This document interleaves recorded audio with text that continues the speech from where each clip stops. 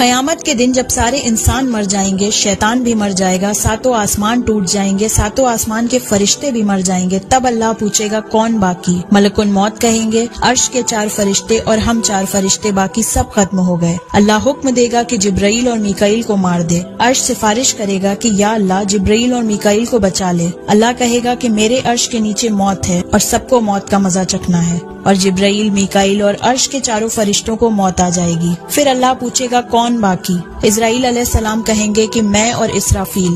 اللہ اسرافیل علیہ السلام کو موت کا حکم دے گا۔ اسرافیل کے ہاتھ سے سور چھوٹ جائے گا اور عرش سے مل جائے گا، اور اس طرح اسرافیل علیہ السلام کو بھی موت آ جائے گی۔ پھر اللہ پوچھے گا کون باقی؟ اسرائیل علیہ السلام کہیں گے اب بس میں باقی۔ اللہ کہے گا تو بھی میری مخلوق ہے، تو بھی مر جا۔ اسرافیل علیہ السلام ڈر جائیں گے اور ایسی چیخ ماریں گے کہ زمین اور آسمان تھرا جائیں گے، لیکن اللہ کے حکم سے دنیا کو موت کا مزہ چکھانے والے ملک الموت کو بھی موت آ جائے گی۔ پھر اللہ 3 بار کہے گا کہ میرا کوئی شریک ہو تو سامنے آئے، لیکن اللہ کے سوا کوئی باقی نہ رہے گا۔ پھر اللہ زمین آسمان کو جھٹکا دے کر کہے گا انا المالک، میں بادشاہ ہوں، میں نے دنیا بنائی اور میں نے مٹائی اور میں ہی اٹھاؤں گا۔